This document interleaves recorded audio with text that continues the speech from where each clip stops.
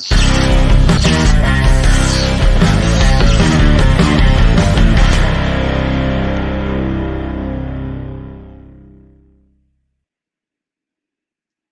guys, welcome everybody to the Cool Sports Guy. Today we're going to bring you a different type of episode. We normally talk football, but we're going to be talking a little boxing action. We're bringing in boxing promoter, professional boxing promoter, Mr. Shane Shapiro. And without further ado, I'm going to go ahead and bring him right into the stream. And hello, Mr. Shapiro. How are you? Hey, thanks so much for having me. I appreciate it. Absolutely. Pleasure's all mine. So let's got a lot of action. You're starting off pretty strong for you, huh? Yeah, it's been crazy. We finished 2021 off with a couple big fights on Christmas Day, and then all of a sudden it was blink and it's New Year's Eve, and you got two of your heavyweights in the ring, and it's been full steam ahead since then. Since the first day of this year, it's already January. We got another fight coming up tomorrow, and we're already February. Man, it sounds like pretty exciting stuff. Before we get into all the big action, I really wanted to talk to you a little bit about your journey into boxing, how everything happened, and what got you involved, and from your words, you know what I mean? Yeah. So it's a loaded question, and I'll take you from the beginning. I was a baseball player my entire life. Growing up, I was on all-star teams and club teams, and we're going to showcases. And then going into high school, I played varsity. I was the captain of my team. Had scholarships to play in Division I, and that's where I thought I was headed. I was going to play for the Dodgers. I was an LA kid, born and raised. That was my dream. And unfortunately, my senior year of high school, I got diagnosed with thyroid cancer out of nowhere. Didn't have any symptoms. Was totally healthy and fine. And that kind of shattered my dreams as far as playing past high school. I played my senior year. Ended up breaking both my thumbs, unfortunately, had surgery. And then after high school, I got into I managed a couple restaurants. So I was a general manager of a restaurant, 3 different restaurants at one point, and was kind of at a point in my life where I wasn't sure where I was headed professionally. I got a business degree from Drexel University. And people always told me, you're good at representation. Why don't you look into, getting involved with representing people? And as you know, and most people know, getting into professional baseball and basketball, you got to have connections, you got to have money, you got to have the agency. And boxing, I always liked the sport, I always watched it. And I happened to be in touch with someone that I went to high school with who was an amateur fighter at the time. And he didn't really have anyone helping him or taking him places. And that kind of was my entrance into managing him. And one thing after another led from him to managing a couple other professional fighters. And then all of a sudden now I'm in year 8. Year 8, nice.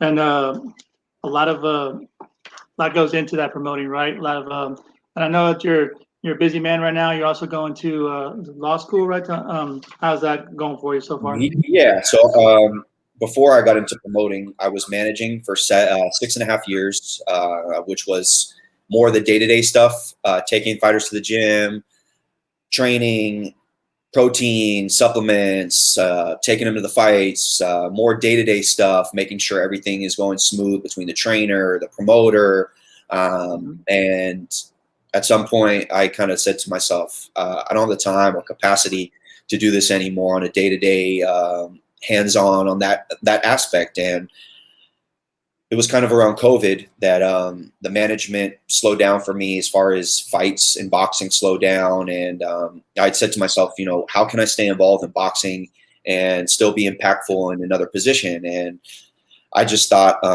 promoting would be the best route for me. I was going to actually promote a show here in LA before COVID ruined things. And then once COVID really, really hit Los Angeles and just boxing and sports in general, I'm the type of person that I always try to find better ways to improve myself. And having a business degree and being involved in boxing throughout these years, whether it's been with immigration attorneys or just having attorneys look over contracts and negotiating, I was like, wow, I've paid so much money in attorney fees. Why don't I go to law school or at least try and maybe see if I can do this myself? So I said to myself, I'm not going to tell anyone, but I'm going to apply into law school, which is really, really hard. You have to pass a pretty tough exam, and I was like, if I pass and I get in, great. And if not, no harm, no foul.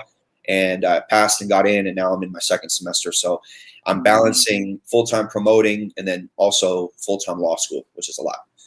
Oh, I can imagine. So like, I know we talked about it before, about routine, you know, and with everything you have going on, like you said, COVID's really still going on. A lot of legislation stuff you have to go around, managing boxers, managing school. How's your routine look? What kind of stuff do you get into, like to make sure you manage everything the proper way? I mean, I'm a kind of person that has everything down to the T. Everything is programmed in advance. I have a weekly schedule that I follow, where everything is laid out for me, because someone, you know, who's doing a million things has a lot of reasons to forget things, and I can't have that happen with me. So everything's organized. So each day I know what I gotta get. I know what I have to get done. I know who I need to call. I know what certain things at the end of the week has to be done. And I think that having that structure pays off, you know, once you get involved with whatever you're doing. Gotcha. And what kind of like, I know you one last time with COVID, I don't want to keep on ramping on that, but what kind of like stuff really is a challenge going into that, making sure that, because I know a lot of your fighters are from other countries. I think all your fighters. So like, what kind of work goes into making sure that they all get taken care of and being able to fight here or over there? Yeah, it's luckily I speak Spanish fluently, which a lot of people don't know, and that has helped me open a lot of doors internationally. But you're dealing with different time zones. One, most of these people are either in Europe, they're in Colombia, they're in the Philippines. So you got to work your time schedule around how you can talk to them and get interviews done. And it's a juggling act. It's a juggling act, especially when COVID started.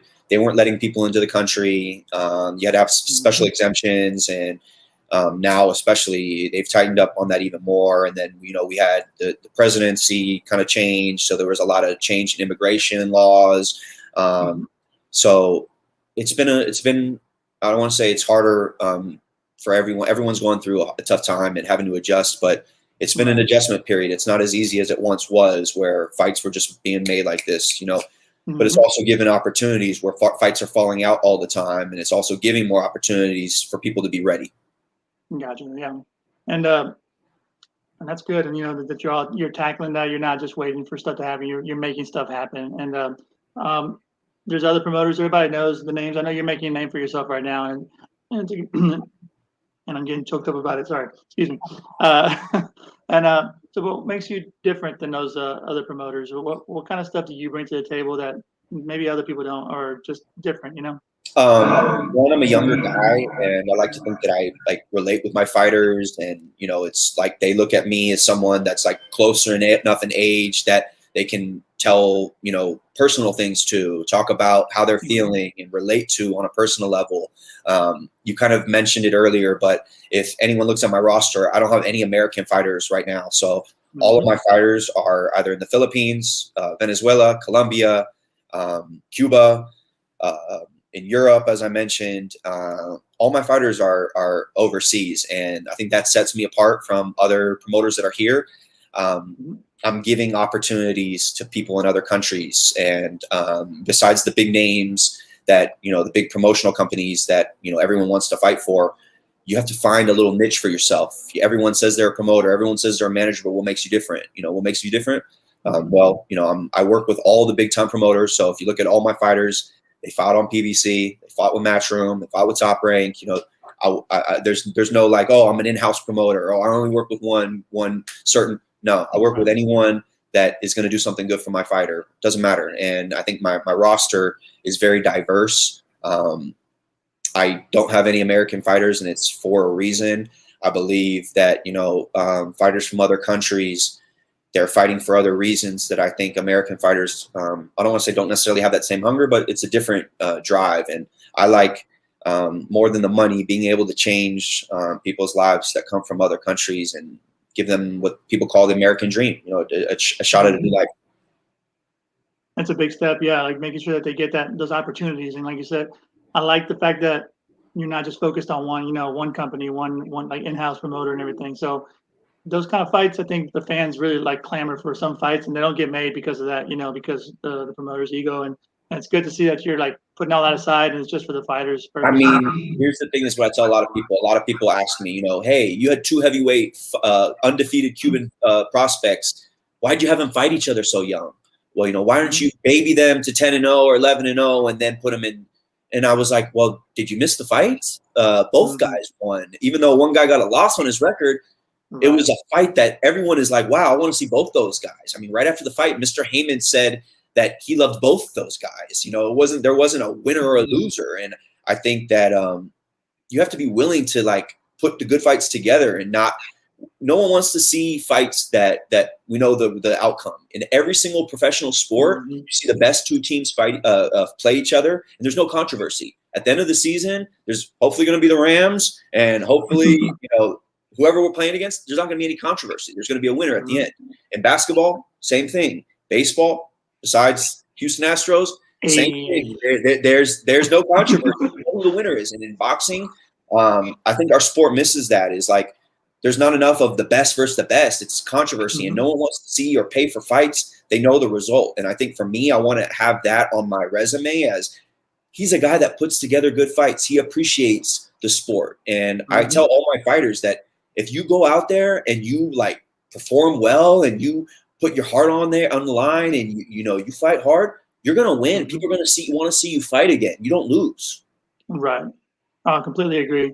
I was going to talk what fighters you like, and I'm going to preface this question too. Like you mentioned, a lot of fighters, they move up and they're 18, 19-0, and they're only fighting like mediocre fights. And like you said, you put two fighters together that were undefeated and they put up a fight and it was good. How do you feel like with boxers when they're losing? I think in boxing, the undefeated has like a higher stigma. And when they have that first loss, I think a lot of fans drop off when really shouldn't, because sometimes it's just not your day, So how do you feel about that stigma of having a loss on your record? I think it's overrated. It's so overrated. Everyone thinks that because Floyd Mayweather went 50-0, everyone's got to be undefeated. And people don't realize or remember the Warriors in their 73 win season, they lost 11 times or 10 times or not, wherever it was. They lost more than 5, 6, 7, 8 times. That's part of sports. Part of sports is losing and winning. It's not necessarily losing. I tell my fighters, it's win or learn. You learn sometimes from the defeats, because when you're winning, everything's going well, and you don't know your character until you actually face some adversity. And if you look at all the Super Bowl winners from the past, most of them lost the year before and then came back, or they lost a few years before and came back. It's very rare that a team just goes right to the top. And I think that applies in boxing too. Like, you learn a lot of lessons from your losses. Most of the fighters that are like in today's age, they've lost somehow or some way and learn from that. And I think that that's in our sport so overrated. I agree completely. Yeah, I think and you see other sports, MMA, fighters have losses. I think those get pushed to the side a little bit more easier than boxing. I think in boxing, once they get that first loss, it's kind of hard to shake that off. And I think people appreciate how you're going to respond to a loss more than you would respond to a win. It's easy to win. It's easy to win, but like, how do you measure a person once they lost? That's what I want to see. I want to see, okay, when times were rough, how did you act then? Not when things were easy. It's so easy to be in the moment when it's winning. I want to see how you are when you lose. That old Rocky line, right? How hard you can get hit, so keep moving forward, right? So, absolutely. So, I grew up watching, like I was telling you before, my dad always wanted to go watch the Cesar Chavez fights. That was one of my first ones that I went to go like introduced to. Roy Jones, Pernell Whitaker, the classics for me. That's how I got. Obviously, you got the newer fighters, and everybody knows about them. Canelo's great, and Bud Crawford. He's amazing fighters. I love to see these fights. What kind of fighters do you like to watch right now that might not be on your roster? You just love watching? Yeah, I'll give you a few. One, I love Boots Ennis. I think Boots Ennis is the boogeyman of boxing that no one wants to fight. He's like must watch for me. I love Virgil Ortiz, must watch for me. Emmanuel Navarrete, love him. Got to see him fight live a few times because I've had fighters on the same undercards. Miguel Burchelt, absolutely love. I think that Valdez fight, he had COVID. I think he wasn't the same during that fight. I think he's going to come back a little stronger. I love Inoue. I love Jerwin and Cajas. I love Mark McSile, who just won. I've loved, I know Mark personally. That group. I love Josh Taylor. I love Gaio Estrada. I kind of have a different appreciation for different styles, besides like the Canelos, the Furies. I told people in interviews back in 2016 that Errol Spence was going to be who he was. I knew it back then. I've been around Errol. I've seen him train. So, I like those names. Boots Ennis is probably number one on my list. I love watching that kid fight, man. He's special. And I have Yoelvis Gomez, who we'll touch on, who I think, besides being biased, anyone that watched that fight on Christmas Day, that kid's must-watch TV, and we plan on stepping him up against opposition where he's going to look really good. That's awesome. That's a real eclectic group of fighters you like to watch. And it's good. You got to see every style and everything, and every weight class there is. Like just to see what's out there, and it's not just one division. It's like obviously people want to be undisputed, and that's great. And so Josh Taylor's really good. Canelo did that. So it's nice to see where everybody else's path is going in that journey. It's a different mix. It's a different. There's a good group of boxers coming up, and if they're matched the right way, I think that we're in good shape. I think now people want to fight each other. So we'll see. Yeah, that's good. I hope those fights keep getting made and everything, and hopefully you're part of that mix and making sure that these fights. I do my best. That's awesome. So, let's dive in. I guess we can look at your roster, see what's going on with them. I know we talked about. I'm gonna put a picture real quick of your first one on the list is Marlon Tapales, 35-3, and I'll let you take it from there. Marlon fought on December 11th on the Donaire Gabayo undercard. He fought a really tough Japanese fighter who for an IBF eliminator position, and that was to fight the current world titleist Murodjon Akhmadaliev, who's IBF and WBA. So Marlon won that fight, and then January, I want to say 7th or 8th, the IBF formally ordered the mandatory in the discussions between our side and Eddie Hearn and Matchroom to make the fight. So we ordered a purse bid. We went ahead and skipped the negotiations. So the purse bid got delayed. It was supposed to be last week. It's supposed to be in the next week or two. And then from that point, we'll have 90 days to make the fight. So hopefully in April, you'll see Marlon fight for the IBF WBA World Championship. And at that point, that fight will be somewhere televised out here. But Marlon is in a great position. He's going to fight for a world title in his next fight. So that's super exciting. Absolutely. So composed. I saw the fight, like you were talking about the Hiroaki. I'm going to butcher the name. Toshigawara. Yeah, Gawara. Yeah. Marlon's the type of guy. Like I said, he's got 3 losses, but he's lost. He lost to quality fighters. His losses were his loss was to Iwasa, the Japanese guy who was a world champion who was on the top of many people's lists in that division. So Marlon now he's training with Coach Ernell and Coach Sugar at the Wild Card Gym, and he just looks so good. He's sparring with top guys over there, and that guy's going to win a world championship. That's great. Yeah, he seemed really like 35 plus fights, and as he was walking out, he seemed like super excited, like it's the first fight, and it's just like it's great to see that. He's only 28, 29 years old, so he's got a good little run left in him. That's awesome. Yeah, look forward to seeing. Hopefully that fight gets made, like you said. So then we move on to super welterweight, Yoelvis Gomez, 5-0. Yeah. That's my guy, man. That's my guy. I'm so excited about him. He's only 5-0, but he's just got so much world class in him, and he's training with Ismael Salas down in Vegas, and he spars with Lara, he spars with Adames, he spars with who else is in that gym? I can't remember off the top of my head. There's so many guys in there right now that they're sparring, and he's learning every day. Every day he's learning more and more. His dad was an Olympic gold medalist. We've matched him pretty tough considering he's only got 5 fights, but he's passed every single test. He fought Clay Collard on Christmas Day on Fox in front of 2.5 million reported audience, and he stole the show. It was no doubt about it. He beat a guy, dismantled him. I mean, ran through him in one round, and that guy beat 3-4 undefeated prospects in the last year. And a lot of people had him as the Rocky of the bubble, the Rocky of COVID, and then Gomez just wipes him out in one round. I mean, right. You know, for 5-0 kid just to do that, I'm really, really high on him.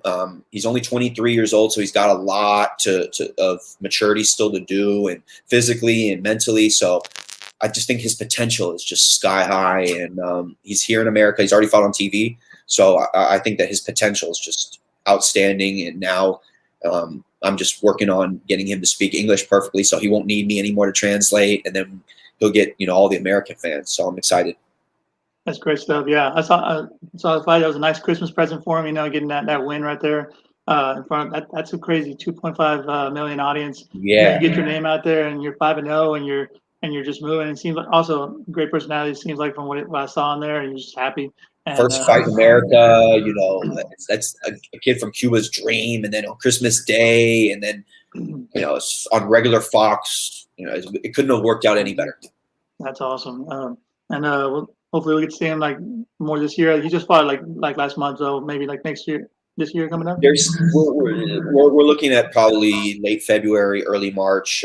There's a couple names, some names that people will know that are in the mix, and probably next month he'll be on a PBC show. He's with Mr. Heyman, so they're going to put him on a big card that hopefully we'll be able to announce pretty soon. Very nice. Okay, looking forward to it then.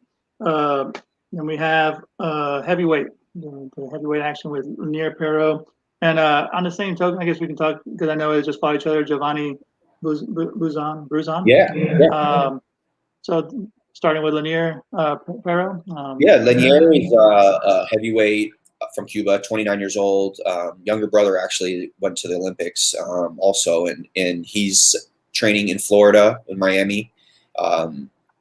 They fought on the Charles Martin, Luis Ortiz undercard, which was shown on regular Fox, and that was a fight where we put the two of them against each other because we knew that they were going to make a big. It was going to be a big show. You know, it was going to be a great fight.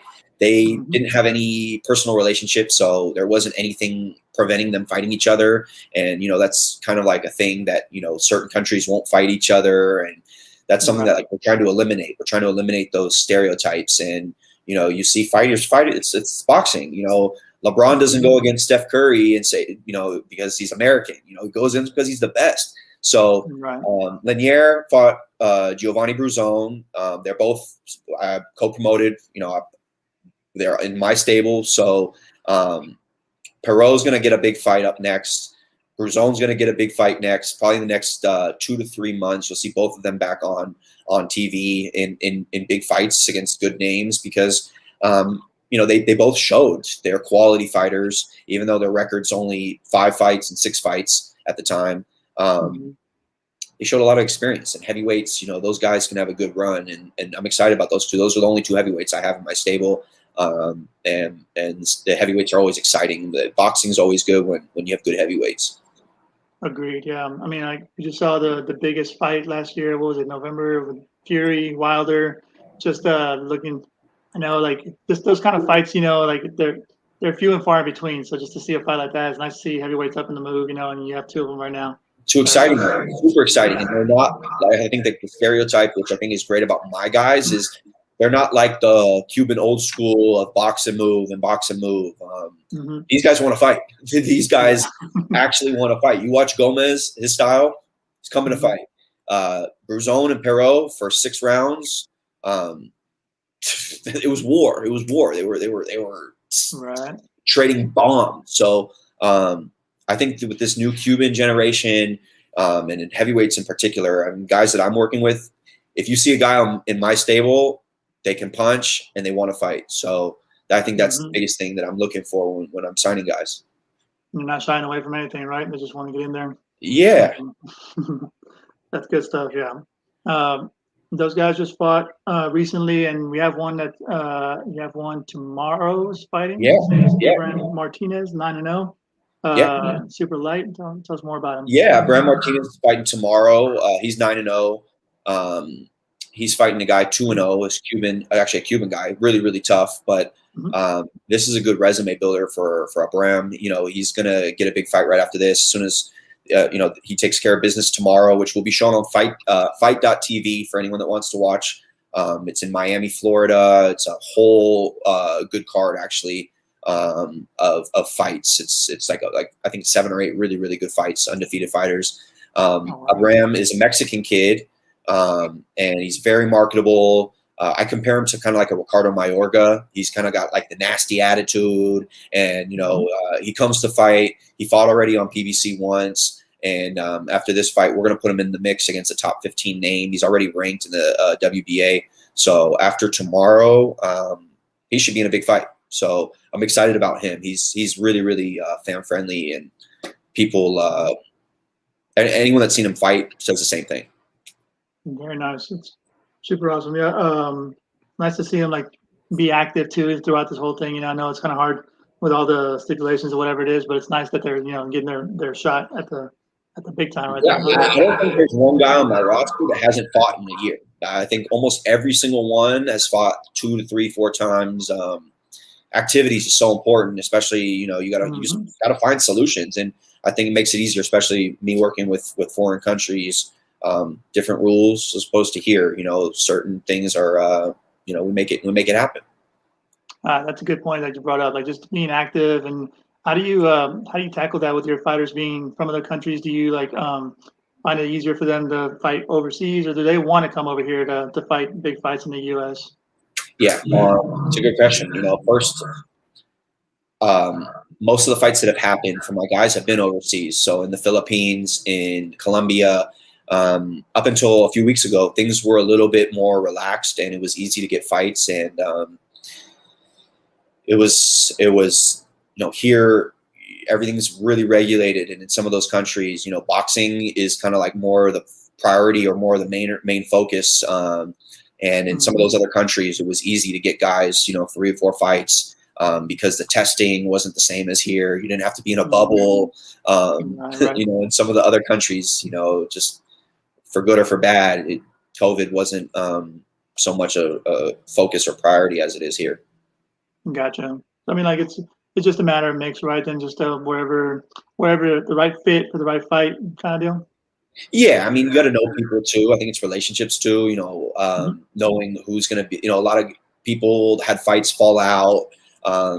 Having relationships in certain countries with promoters that are doing local shows on the ground, where they tell you, no, everything's good. We're going to have a show. Don't worry about it.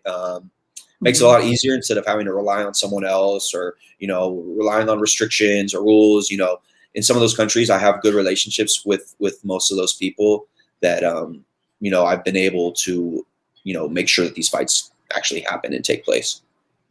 Awesome. Very good. Learning other languages. I know you say you spoke Spanish. Are you trying to learn other languages too, as Philippines? Yeah, I mean, Tagalog is it's tough. I mean, Spanish, English, and learning the law, man. That's a language right there. That yeah, it might be the hardest language of them all. Learning the law. Oh yeah, you got a full plate right there right now. So, well, cool. Let's moving on to another middleweight, right? Landry Correa, or is it Core? Yeah, Landry Core. Yeah, Landry. Wow, Landry. He's had some bad luck, man. That guy's had a couple bad injuries happen to him right before big fights. He had 2 big fights fall out in the last couple months on ESPN Plus in the UK. And then he had a couple like brutal injuries, like torn triceps, torn quad, like a week or 2 before the fight. So he's just, you know, I'm trying to work hard to get Landry back in the mix. He had a really, really controversial loss his last fight. It was on I don't want to, you know, throw any names under the bus, but the promotion, it was in Germany that we fought on, provided us with different gloves, different weighted gloves than the opponent had on. Moments before the fight, you know, the opponent was in 10-ounce gloves. Landry all of a sudden was given 16.5-ounce gloves that were weighed after the fight and measured. There was a clear knockdown during the fight that was ruled a slip. So he kind of had a bad shake there, and I'm like determined to get him back in the mix. He's a really, really, really good guy, really, really good person. He works hard. He's from Denmark, originally Ivory Coast, and he has a daughter that he loves, and he dedicated his life to her and moved to Germany to train and become a boxer. And now he's recovering from the injury, and he'll be back in a few months. But Landry's a type of guy that will fight anyone, anywhere. He just tells me, Shane, when do I fight? Tell me how much time I have. Landry's someone that, he'll be in a big fight, and we'll get everyone back in tune with him. Sounds like he's got the fighter spirit, and I know sometimes it's like a matter of you saying the right thing or him saying the right thing to try to get back into the mix. What kind of balance do you tackle on that when you have to deal with injuries and stuff that really nobody can control, besides? I mean, it's a natural human instinct to want to, sometimes question, like, is this for me? Should I keep going? I've been there many times in my profession, Landry, many other fighters, many times said, listen, how much more should I go through? When is enough enough? And with Landry, we had a talk at the beginning of the year, and, we put together our goals, and I just said, hey, listen, man, you've done already a lot of great things. You've already accomplished a lot. You have a daughter, if this is it, I totally understand, and he said, no.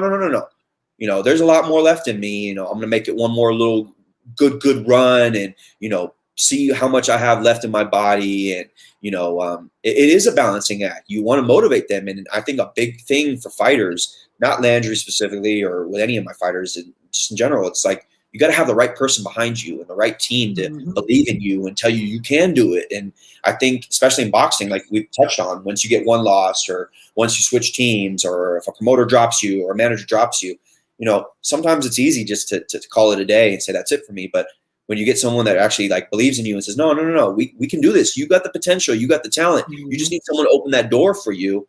I think that makes a big difference. So there is a juggling act, between being a promoter on the business end, and then also having your personal feelings interject, where you get involved with the guy and say, hey, we got a lot more to do. This job's not done, man. We got a lot more to do, and you have so much more to achieve in your life. And that's, I think, my job as a promoter is to bring out the best in people. And it's good when, like, find that balance. And when you find that balance, it's like you're both on the same page, and you try to move forward, and hopefully the best outcomes come out of it. You know what I mean? Yeah. Like with all my fighters, I like to have the same common goal. And if we're not, in sync, or, we have different mindsets, I'm the first one to say, hey, listen, let's go in a separate direction. I don't want to hold you up. You don't need to hold me up. Life's short. Fighters' windows are so small to make a most amount of money. So I tell fighters all the time that if you want one thing and I want a different thing, let's not work together. I want guys that, have the same vision and mindset as me and trust me to do my job, because when you're in that ring, I'm trusting you to do your job. And I think that's the biggest thing, is communication, having that flow in the team, and everyone's in sync from, as I'm going to use a baseball, analogy, is that, you have a great middle infield from the catcher to the shortstop to the center fielder, all the way up the diamond, that once those things are all in sync, usually everything goes well. So, I think it starts with the relationship between the trainer and the fighter, and then with the manager and the promoter, and that everyone's on the same page of what they're trying to accomplish. I think that it usually leads to success. It's a great mix. Absolutely. We have some more people with fights coming up. It's, I'm going to butcher another name, but it's Fradimil Makayo. Yeah. So Makayo's 15-1. Venezuelan kid, was an Olympian for Venezuela.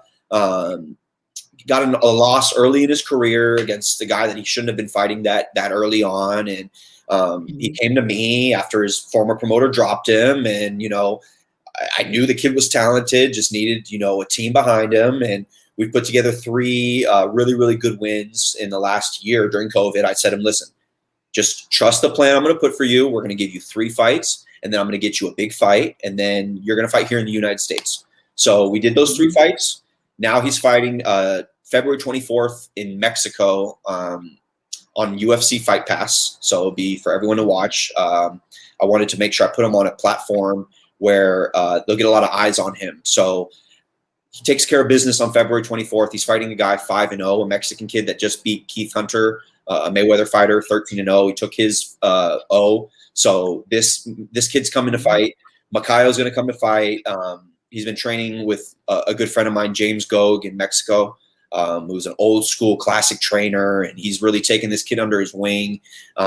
Mikhail's really, really talented, and he just needed a trainer like my buddy James to polish him up and fine tune him. So now he's going to fight February 24th, 8-round main event on UFC Fight Pass. If he does what he's supposed to do, he'll get a fight here in the United States right after that. So that's kind of like the model. That's my template. You know, get guys a couple fights, and then boom, we're going to the United States. So Mikhail's fighting February 24th. I'm really excited about him. 15-1, lightweight, and you know, by then, I think you're going to see a lot of things in that division. You know, there's a lot of activity in 135, 140. So I think in the next 6 months, you're going to see a lot of things change, and there will be opportunities for someone like that.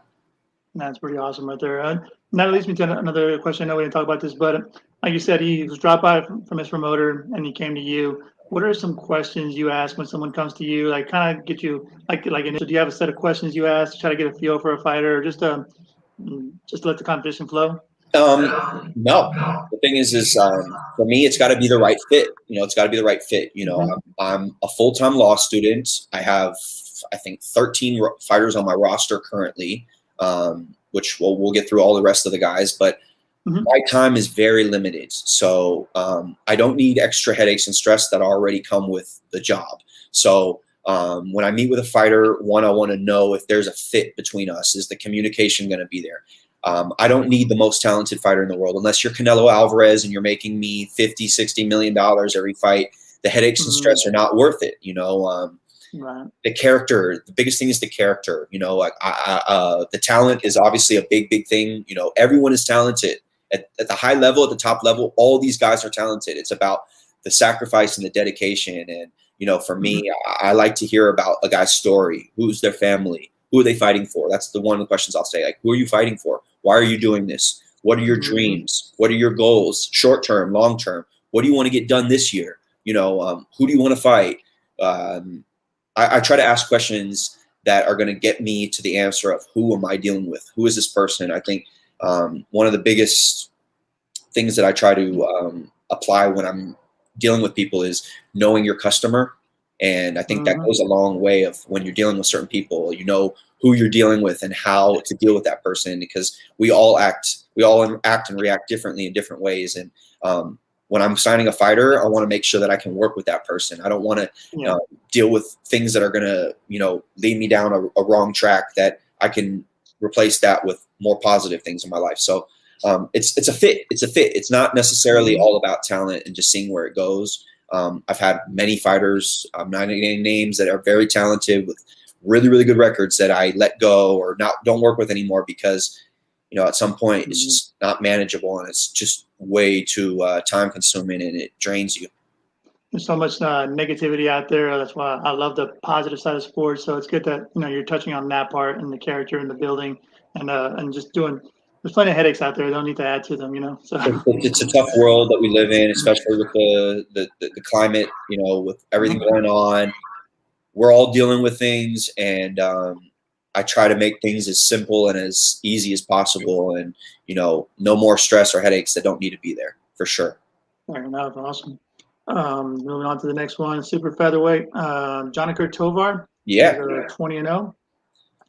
So he is hopefully going to be able to announce in the next couple of days a big fight in May here in California. It'll be his U.S. debut on a television network. We're just trying to square away the final details, but that's another kid who I had since, you know, 14-0, who I built up the last 6 fights, that, you know, came to me and said, listen, you know, I've reached a certain limit where I'm at in Venezuela and Colombia, and, you know, I want to get to that next level, and I need someone that's going to take me there. And, you know, kind of touching on what we've been kind of, the whole theme is like changing people's lives and giving people that opportunity and positivity. And Tovar is one of those people that he's 20-0, he's got the record, you know, now it's about fighting, you know, quality guys and, you know, advancing and putting yourself on the map. And a guy like that, he's 20-0.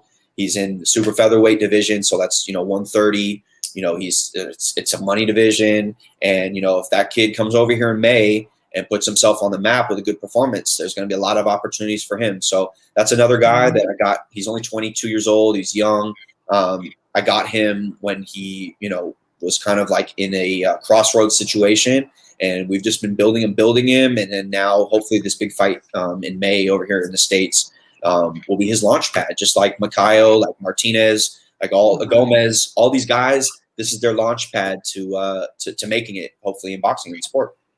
Seems to be doing pretty good. Like, I know he just had the last fight, Rafael Hernandez. He won by TKO also, so he's making strides, right? So it'd be fun to watch him, see how he develops and everything. I love that positivity, like you said, So it's good to have that, like the theme of everything, Make sure and I'll add two more names that aren't necessarily on my box rec. Gabriel Topales, the younger brother of Marlon. He's going to be turning pro. His pro debut is February 5th in the Philippines. So he's going to be making his professional debut. He's an 18-year-old kid that we're going to keep building him. Hopefully he'll fight every single month this year. He'll be 10-0 by the end of the year. And then next year we can bring him over here. God willing, Marlon's a world champion, and we'll put Gabriel on his brother's undercard over here in the States. So we have him. And then we also have Jack Tepora, 23-1. He was former WBA lightweight champion. Jack hasn't fought, I think, since 2019 before COVID. So we're getting him one win in the Philippines, and then he'll be right there in the title mix for elimination at 135. So that's another name that is a comeback, a rebuild story. We're going to bring him back. So Jack Tepora, Gabriel Topales, and then also Dervin Rodriguez, 8-0. He's another guy in Colombia, was living on the streets, came from a promoter that had him living in the gym, had nothing in his pocket, ended up on the streets, had no opportunity. I signed him. He's gotten 4 fights with me. And then we're pending visa approval, and then he'll be, in Mexico, and then come in here and fight hopefully soon. Same kind of template, 2 fights, then here. So that's another guy that is on my roster that I'm really looking forward to. Really exciting. It sounds like everybody. I did see about Gabriel Topales. It was really cool to see. And he's a younger brother for Marlon Topales, you said? 18 years old, man. That's some good generation bloodline right there. Marlon's 29 and his younger brother 18, and we're gonna bring him over here and have him be next to his brother, and it's a great mix. Sean Gibbons, my partner, he's got a great mix. He's president of Manny Pacquiao MP Promotions, so they got Isaac Cruz, Jerwin and Cajas. They just had Mark Mixaya over the weekend. It's a great group of guys. I mean, some of the best people over at the Wild Card Gym. So they got a great group that we're going to bring Gabriel in, and he'll be able to run with those guys. And, even, the Senator, when the Senator was training before his last fight, all those guys were running with him, Senator Pacquiao, it's just when you're training with a guy like that at a young age, the standard set, what you have to achieve in order to get where you want. So Gabriel, we're really, really excited about. That's awesome. That's a pretty good group of fighters you have there. It's nice that they all have their different journeys. They're traveling, and they're doing their thing, and it's that level that they're at. It doesn't have to always be at the very top or the very bottom. Everybody's fighting their own journey, So it's good to it's exciting. We got guys at different levels in different stages of their careers. I don't want to say there's anyone that's kind of towards the tail end because everyone's really relatively young, but we got guys that are, pro debut like Gabriel, and then we got guys like his brother that are, fighting for a world title next, and then guys in between that are prospects, fringe contenders, guys that are right outside the top 15 that just need a little positioning. But I'm really excited about this group. I'm really, really excited about this group. They're all guys that believe in the program, that trust me, that just gives you so much confidence in being able to do your job, and it makes you want to go to work for them every single day because you just know that they believe in you and you believe in them. So this is just a great group of guys. I'm really excited to see where they're going to go in the next 2 to 3 years, and hopefully it's going to open up even more doors for me. I've been in the game almost 10 years. I'm still relatively young. I'm in my late 20s, but I plan to be in the sport for a little while. So this is a great group, and I'm looking forward to building on top of that. It's definitely a good start right there. And you mentioned like a key thing I wanted to touch base on this support. Having that team, a good support, and for you, I know speak very highly of your grandfather. Like just to go back to the beginning once more, how important is that family aspect for you to be able to like have that support behind you, like you are the support for your fighters? It's everything, man. It's everything. I wouldn't be anywhere or in this position or where I am in my life without my family being there for me. And I think that having that structure and that love and support is so key. My grandfather's 95 years old. It's been in many stories. He's a Holocaust survivor. He's still living.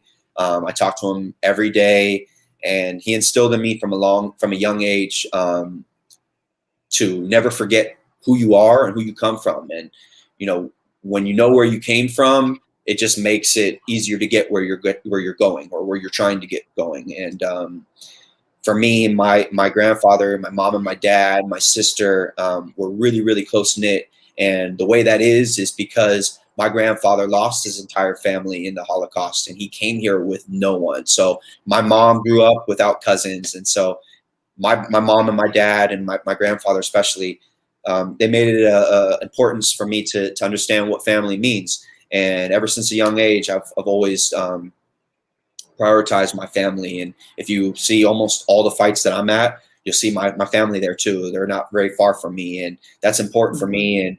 And like I mentioned, I'm going to be an attorney. I'm in law school.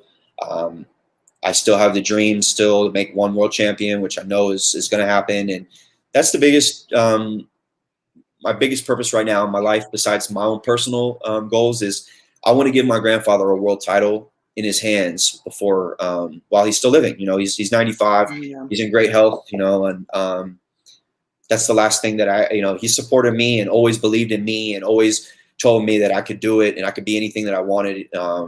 Being a young person in boxing, starting at age 18, 19, a lot of people didn't give me the doors. They felt, which rightly so, you got to pay your dues and you got to go through certain things. And, my grandfather always told me I could do it, and he always believed in me. And sometimes when I didn't believe in myself, my parents and having that support system has translated into me into being the same way with my fighters, where they can feel that support and that love. And I think that goes a long way when you're in the ring and you know that you have someone behind you.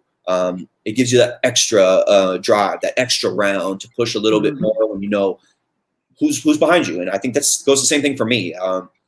Anytime that I'm ever doubting myself or wondering if I made the right decision, I always just remind myself of who I'm doing it for and the reasons and the purpose. And you got to be humble with your creativity and graceful with your success. And I think that that's something that I'm really trying to live by and reflect is be authentic, be genuine.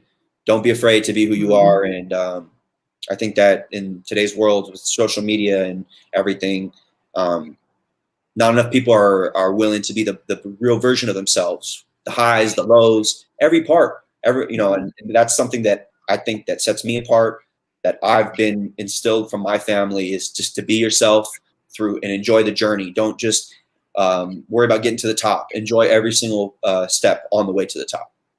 And that goes a long way, being yourself, just people see that and then they attach themselves to that, and then they feed off of that, and it's all positive in it. And I know that you got a quote that you said pretty recently. I think it was, "Winners embrace hard work.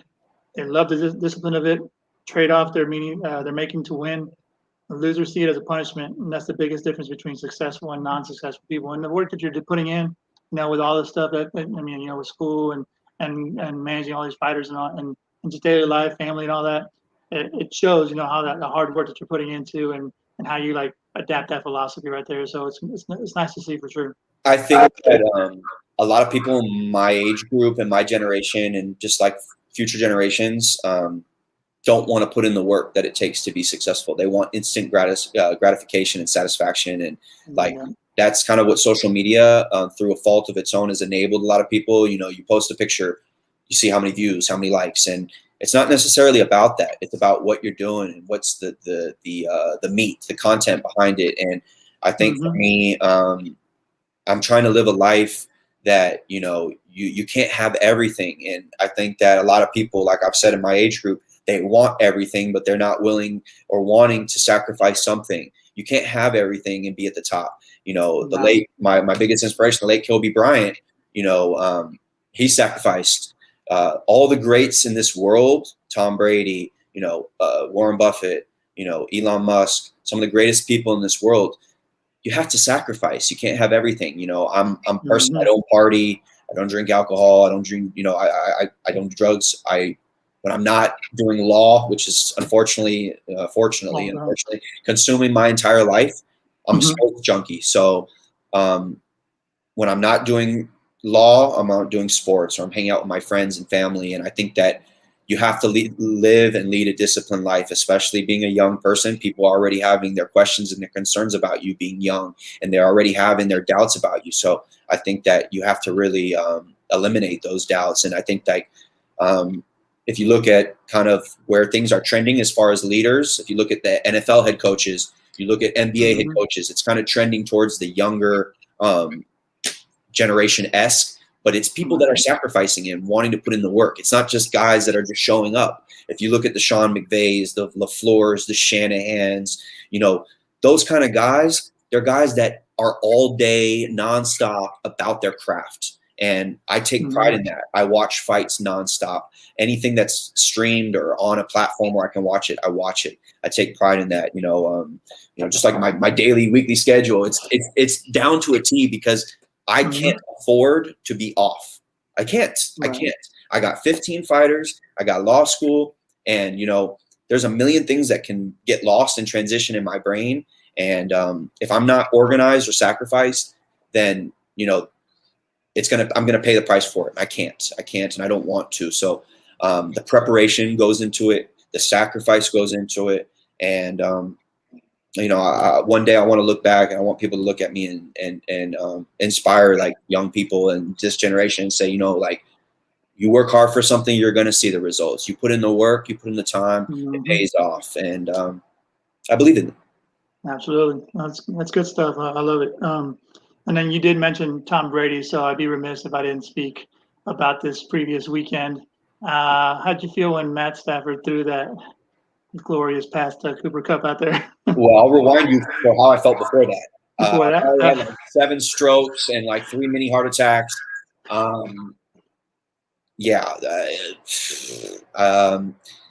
was like, wow, they are finding every single way to blow this game. And you don't do that, especially with Tom Brady. So it's awesome to see a guy like Matthew Stafford, who's just been slaughtered his reputation for never winning a playoff game, entering this season, all the pressure of the Super Bowl being in LA, and going out. And then we've actually had a couple really, really bad games where he's thrown like 2 pick sixes, and there's a lot of doubts on the Rams going into the playoffs. And Cam Akers, our star running back, tore his Achilles, and we worked his way back. It was awesome. And now the game this Saturday or Sunday is in LA. We play the Niners, and then one more win, and then we get to stay here in the Super Bowl. So I'm a huge Brady fan, but I was so happy to see us win. And I'm a huge Sean McVay fan. So just to see him like lose in the Super Bowl, and then now we're so close to getting back, I'm like so rooting for that guy. And I'm rooting for the city. I'm a diehard Rams fan. I was a diehard Rams fan when they were in St. Louis back in the Torrey Holt, Isaac Bruce, Kurt Warner, Marshall Faulk days. So when they moved back, I was so excited. So I'm a diehard Rams fan. I've been able to see the Lakers win a championship in my life. I've been able to see the Dodgers win. The only one I haven't seen, or even the Rams in St. Louis, but I haven't seen them win in LA yet. So maybe this will be the day. I mean, like, maybe this is the year. We never saw a team win a Super Bowl in their own stadium until last year, and now it can happen again if they go to that. So it'd be nice to see it 2 years in a row, see history just keep on building on itself, Yeah, absolutely. I'm a diehard LA sports fan, huge Lakers, Dodgers, Rams. So, we're super excited about the Rams. Like, the city is so vibrant. Everywhere you go, people are like, oh yeah, the Rams. And, in LA, we got a million teams, UCLA, USC, Clippers, Lakers, hockey, Kings, Anaheim Ducks, got a million teams, but With the Rams, like the it's real because the stadium's brand new, and we're hosting it. So especially with COVID, I think a lot of people just like are so excited, especially with the lineup for the halftime Super Bowl performance. Oh yeah, it's absolutely. all LA rooted people, Dr. Dre, and Kendrick, and it's the city is so excited. So hopefully, God, I hope we win on Sunday. Wow, yeah, that'd be great. Yeah, it's nice to have a football team that's doing well. Unfortunately, Houston is lacking in that right now, so we'll see. But I wish you guys the best of luck. I think I have my bracket. I do have the Chiefs winning it all, so we'll see how it goes. My bracket got busted last week. It was really bad. I was happy. I won my fantasy football league, so that's all I cared about. I won on Najee Harris. Last play of the game, I was down 21 points going into the game in the championship. I only had Najee left, and I needed 22 points. I need 21 points to tie, 22 to win. And I was down 4 points on the last play of the game, and I thought they were going to knee it, and the game was over. And luckily, they handed it off. And I was walking into my kitchen. I was so mad I was about to lose. And then all of a sudden, I heard, "Wait, Najee Harris is in the end zone," and it was euphoria. And that's how I know that 2022 is the year. So it was awesome. Crazy year and everything. Well, it's exciting to talk to you about all the boxing and prospects for you and everything, all the sports talk. I love it. Hopefully this won't be the last conversation. I'd love to have you back on the show later on once the year progresses and see how everybody's doing, how everybody's moving through life. Any closing thoughts for you for anything you want to talk on before? First of all, thank you for having me. I think that it's really important to engage with people like yourself that are real true fans and are passionate about it and not doing this for the money, but do it because they actually love it. And, you have open access to all my guys. I'd love to come back on the show whenever you'd like to have me. This is a great platform, and, I'd love to bring my fighters on. I love just being able to give other people the opportunity to ask questions and be an open book. And, if anyone can learn something from me, I'm all open book. This is what life's about. We're only here for a certain amount of time. We're placeholders in this world. We come into this world and we leave with what we got. So the best thing that we can do, and our duty as humans, is to pass on the knowledge and experience. If I could say one thing in closing, it's the reason why I'm wearing this tie is eliminate racism, love one another. This world, especially what we're going through right now, you don't know what someone else is going through. So don't be judgmental, especially with COVID and with tough financial times with everyone in the world. Please be nice and love one another. And I thank you for having me. It was really, really a fun time. I can't believe this was an hour. I could do it for another hour. And I look forward to it again. Great stuff. I really appreciate your time and everything. I know it's like I saw, we saw the calendar and everything. Your time is precious, and I appreciate you taking a little time to talk with us and getting those information out there for everybody that loves the sport of boxing like I do, just in sports in general. So thank you once again, and look forward to doing it again. Okay. Thank you so much. I'm gonna go close it out real quick if I can do my outro.